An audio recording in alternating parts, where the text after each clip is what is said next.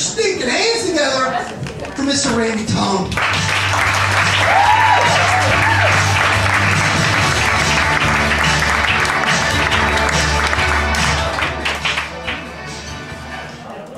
I'm uncomfortable that he loves me too. I'm gonna say that. How you guys doing this evening? Good. You guys alright? Round of applause if you're having a couple of drinks tonight. Round of applause if you're having a couple of drinks. Nice. Good. I'd like to know I'm in a room full of drug users. Alcohol is a drug, right? Everybody forgets that alcohol is a drug. But alcohol is a unique drug because it is the only drug that ever goes on sale. You gotta think about it. Like, liquor stores have discounts, bars have happy hour. A dime bag's never cheaper on a Tuesday from 5 to 7. And your drug dealer does not have a happy hour for you. He's got one hectic paranoid minute. I didn't say you could bring anybody to meet me. Who's your friend? Is that a helicopter we being followed? No, it's a freaking bumblebee. Calm down. Who's your friend? We would lie about the effects of alcohol. I'm sure in this group tonight, somebody coming in, you heard somebody say, I'm just going to have one drink to take the edge off. And we'll admit that, right? Yeah, there you go. You're the person that said it. But she will never admit, I'm going to have 7 and take my pants off. I spent a lot of time in bars, in my mid-30s now. I spent a lot of time in bars in my 20s. And I was a bar fly. And I came to realize there were 2 sets of drinkers in each bar. You got people like myself and much like you folks, you come out, you've been there, you've done that, you have a good time, you have a few drinks, and you go home. And then there's the other set of people who are like 21, 22 years old, who just started coming out to bars. And those people love to come up to you and tell you what they've been drinking that's gotten them drunk. You ever notice that? They'll come over and they'll list it out for you. They'll come stumbling over. I had 3 pitchers of beer. I had 2 Long Island iced teas and a Jaeger bomb. And I am wrecked, man. But the thing is, we all know is those are never the real drinkers in the bar. Because the real drinkers in the bar, they don't tell you what they're drinking. They always tell you why they're drinking. I've got 3 ex-wives. I've got 2 mortgages. And 1 son who looks an awful lot like the mailman. My life is a wreck. My life is a wreck. I have a theory. I think it depends on where we drink will determine how much we're going to drink. You know, like if I'm drinking at my house, I'm going to have some beers. And if I'm drinking at your house, I'm going to have some more. I'm going to get sloppy drunk at his house. And it's going to be like, I love drinking at your house. You don't need coasters. This carpet soaks up everything. I'll tell you a little about myself. I'm originally from Antigua, West Indies. It's a small West Indian island. People don't realize how small, you know. I'll tell them it's small, they'll be like, small like Rhode Island? And I'm like, no, small, like a dinner table.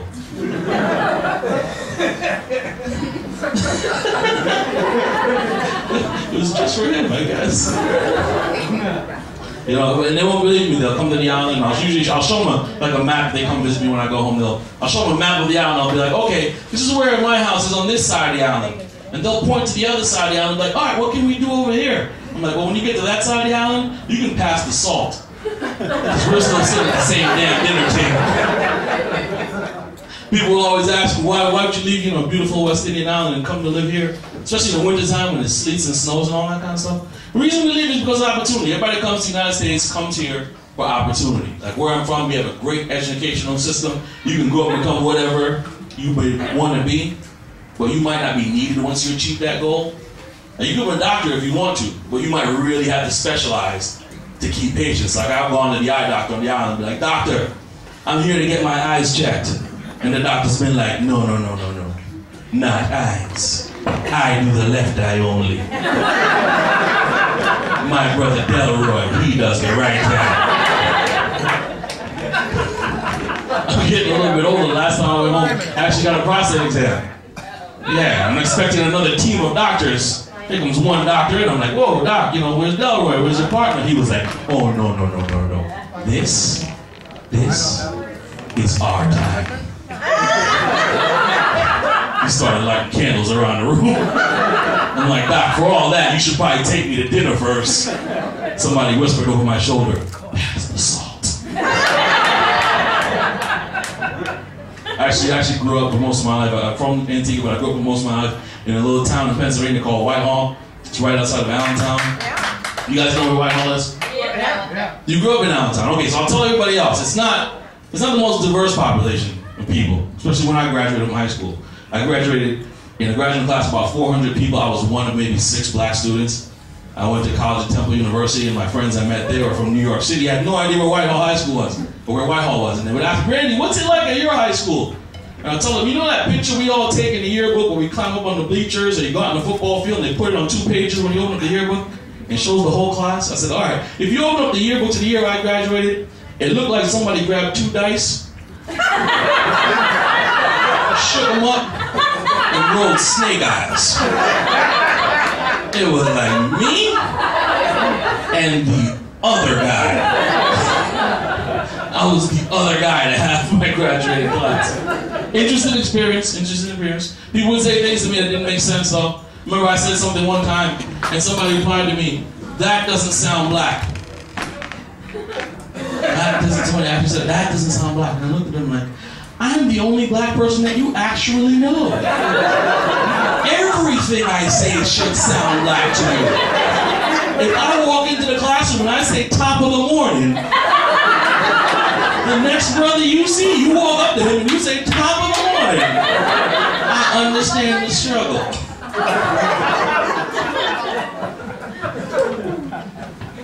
I was actually walking in the bookstore the other day and I came across this book called Yoga for Racists. Actually, I'm sorry. It was called Yoga for Rednecks. I screwed that up. Yoga for Rednecks. Which is an actual book. Called Yoga for Rednecks. So I want to know what could possibly be in Yoga for Rednecks. So I opened up the book. It was 1 chapter. It was 1 page. And there was 1 exercise in Yoga for Rednecks. And you start the exercise off by reaching. And you just continue to reach and reach for stupidity until you stretch it into a whole lifestyle. I saw that book. I decided to write my own book, which is called Yoga for Racists. I now teach a Yoga for Racists seminar. I get them all in a room much like this one. And I say, "All right, everybody, welcome to Yoga for Racists today. For our first exercise, we are all going to take 1 deep breath and hold. And that's all I say. I wait about a minute or so till they're all passed out on the ground. Then I dig through their pockets, I take all their shit, and I get the hell out of there. I actually met my girlfriend at a bookstore. I was sitting there, and this young lady I don't know comes up to me and says, "I like your hair." And the conversation sparked from that, it's all right. But at the time, while we were still talking, I was really shocked because that's not the usual interaction I have with people I don't know that come up to me and say, "I like your hair." Usually, when that happens, they're thinking one thing: I've got weed. I need weed. I can get them weed. Well, there's nothing else I'd rather be doing at that very moment besides smoking some weed. And it is messed up to stereotype me like that, because I'm a cokehead. I don't do any drugs, I don't even drink. The only reason I tell that joke is I always wonder, like, if people offer me weed because of my hairstyle, the guys with different hairstyles, do they get offered stuff too? Like if a man had a comb over where people offer him a Rubik's Cube and some lube, I don't understand the comb over, I think it's so unnecessary. Why would you premeditate the extinction of your social life? By growing your hair on one side of your head longer than the other. And then you would take it and you flip it across your bald spot so that it looks like a dead bear laying across a 1-lane highway. And then the wind will kick up and it looks like the bear wasn't dead at all. He was just napping in an awkward place and he just starts to yawn. Stretch one paw. It's just unnecessary. You shouldn't have to do that. All you have to do as a man is be confident. Whatever you look like, a woman will like you if you're just confident, right? Women are weird. I'm thankful that I get to do this. I was actually working with a female comedian recently, and she referred to herself as a cougar. believe it or not, guys, I did not know what a cougar was or is, but there was a table of women down front, and they were having like, girls' nights out, and one of them screamed out, "Yeah, we're the MILFs." So I know what a MILF is, so I could figure out what a cougar was, right? So on the way home from that show, I started thinking to myself, when did we start naming groups of women according to their age? We didn't always have these terms, cougar and MILF, right? So I figured what I'm gonna do, I'm gonna go home and ask my uncle, he's older than me, he's wise, he drives a Cadillac, I respect the man, is what I'm saying. So I said, "Oh, back in your day, back in the 60s and the 70s, when you were a much younger man, if you were gonna have, relations with a much older woman, what did you guys call her back then? Did you have these terms? Did you call her a cougar? Did you call her a MILF? Or did you have another term?" My old uncle looked at me, he leaned in and said, "Well, back in my day, we would have called her a secret." You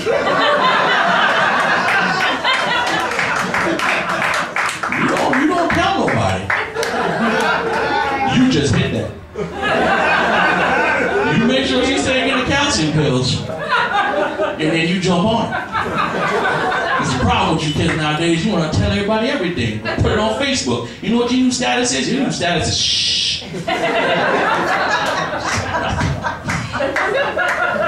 Married people in here make some noise. Married people.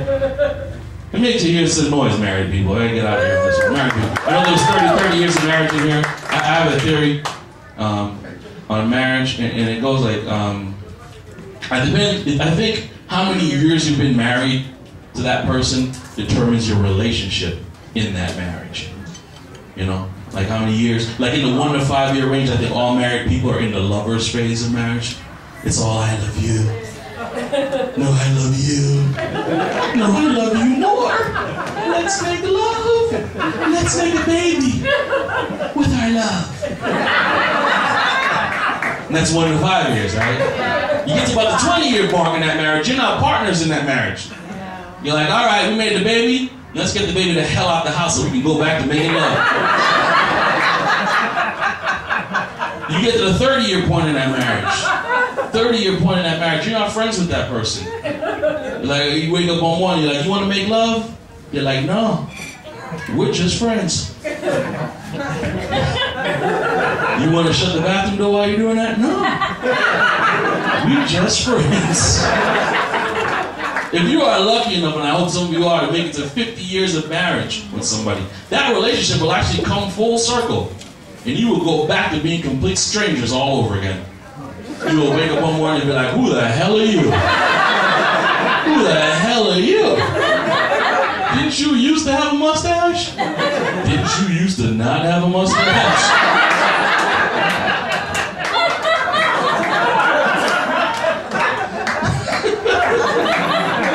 I love doing stand-up. I love doing this, and I love when I can do it and help a good cause like this one. And one of the things I love doing, why I love doing stand-up so much, is it forces you to look at yourself. You have to become introspective. Like, I can't make you guys laugh if I don't know who I am. And that's the truth of it, right?